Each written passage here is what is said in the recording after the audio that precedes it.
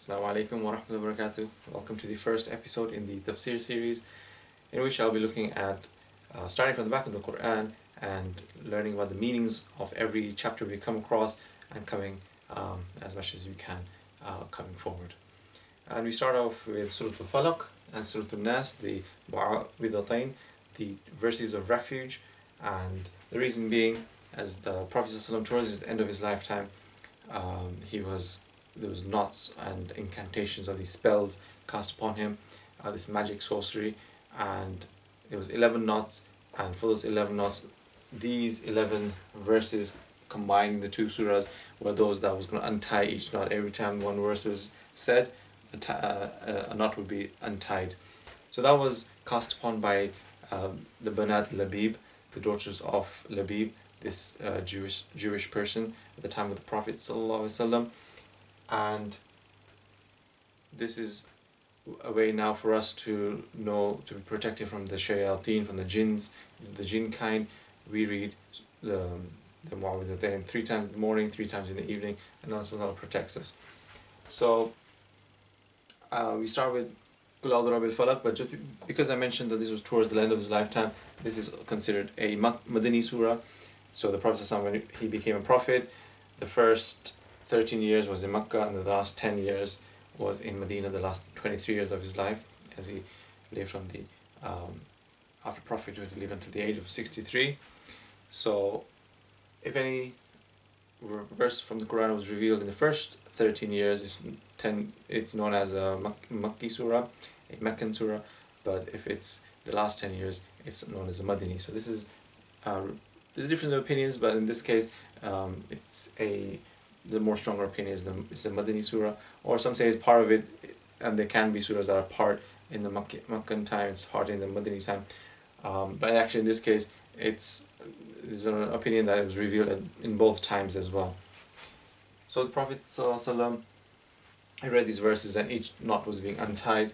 So we start off with the first one, where Allah subhanahu wa ta'ala says, Qul, say, O Muhammad ﷺ, Qul a'udhu birabbil falaq, I seek refuge, birabbil falaq, the Lord of the daybreak. Falaq is daybreak, sunrise, and carries on, min sharri ma khalaq, and from the evil that Allah subhanahu wa ta'ala has created, the bad, because all good and bad comes from Allah subhanahu wa ta'ala.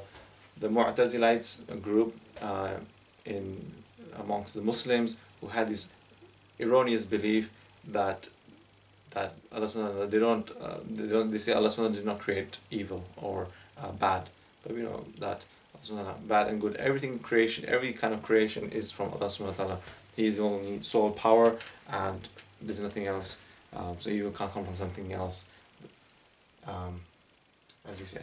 So, min sharri ma khalaq, from the evil of what he created, wa min sharri ghasikin idha waqab. So ghasik is the night, the darkness, or night. So the evil of the night or the darkness, إِذَا وَقَبِ, as it enters, penetrates.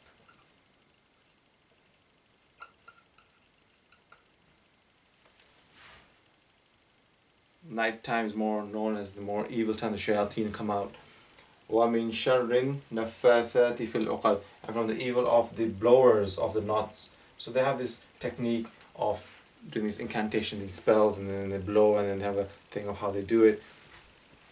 So tying these knots. So these are the blowers, and from the evil of the blowers of these knots. Fil uqad, uqad being the knot. وَمِن شَرِّ حَاسِدٍ إِذَا حَسَدٍ, and from the evil. We seek refuge from all these things, from the envy of the envious people, the jealousy of those who have hasad in them. So may Allah protect us from such people.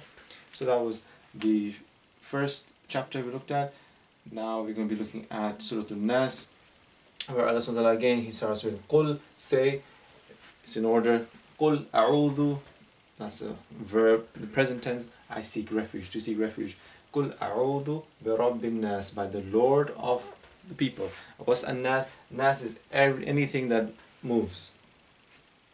So this is a general term. We seek refuge with the Lord of everything that moves. Allah has created things that some are still, some move. Malik anNaas, the owner of people, the king of people. Ilah anNaas, the God of people. The Ilah being the guider, the Hadi, he's the guider of people. Min sharril waswas al-khannas, from the evil. So we seek refuge from the evil of al-waswas al-khannas. Al-waswas is the name of a jinn, or the shaitan, the name of it, or even the act or the action of it.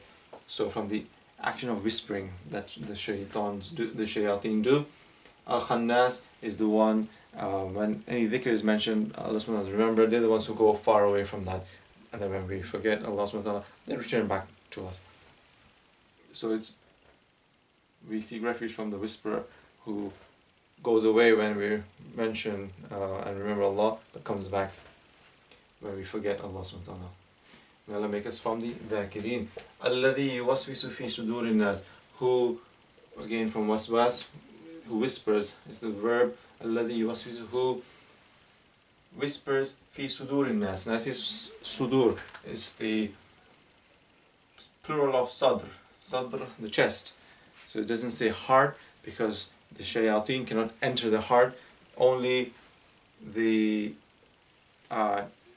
chest. They make our ears listen to such desirous talk and desirous, and they make us get inclined to such sins and to evil acts. So, but Allah subhanahu wa ta'ala has protected our heart. Fi sudur nas min al jinnati wan nas. And jinn, that's the jinn kind. وَمَا خَلَقْتُ الْإِنسَ وَالْجِنَّ إِلَّا لِيَعْبُدُونَ. Allah subhanahu wa ta'ala has not created the jinn kind or the mankind except for worship. So the jinns are the fire creatures that Allah subhanahu wa ta'ala has created. The jim and the noon, it's kind of in Arabic to refer to those that are the hidden Jannah. It's a hidden thing. The jinns are the ones who live in the same world as us, but in a hidden realm. And here we say, jinnati wan nas, we seek refuge from the evil of even man, as well as from evil of jinns as well. So this was the verses that the Prophet ﷺ, he said to untie the knots that spell that was cast upon him, that sorcery that was done. And Allah subhanahu wa ta'ala did reveal after a while, it was done, like the Prophet ﷺ had this incantation, this spell for 50-60 days, and the spell did not affect him in terms of his aql, his intelligence, nor his heart. It was only as in the body, in the body. He was bewitched, only of the body, and the only thing that he couldn't do with his wives, he couldn't approach only one of them, and that was Aisha radiallahu anha, that she narrates in Sahih Bukhari, but she refers to the rest, that the Prophet ﷺ could not approach the rest of his wives. It was really her she's referring to. So the Prophet ﷺ was cured of all that afterwards, and he knew who did it, what they used to do it, what they used for this incantation, the spells, what they took. They took a piece of hair or whatever it was, and he knew where it was done as well, on which part of the body.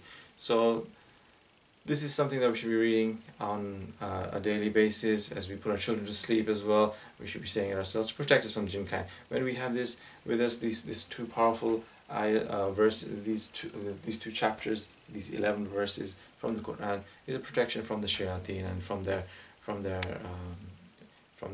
if they try to interfere in our lives in any way or shape or form. The rest is, if you stick to this, we are protected. The rest is just those that have that mental issue and they need to be looked at as a doctor in this world, but they kind of don't go to the medical treatment because they keep thinking it's all this doubt in them and it's all this about, they think it's jinns, so that prevents them from seeking medical help, and that would make them better.